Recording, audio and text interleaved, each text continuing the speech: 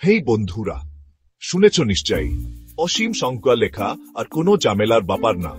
একটা সহজ ট্রিক শিখিয়ে দেব, ইয়া দিয়ে মুহূর্তে তুমি অসীম সংখ্যা লিখতে পারবে।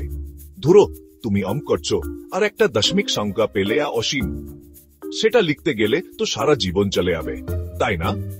আর না, আজ তোমাদেরকে এমন একটা ট্রিক দেখাবো, ইয়া দিয়ে যে কোনো অসীম দশমিক সংখ্যাকে এক লাইনে ভগ্নাংশে লিখতে পারবে।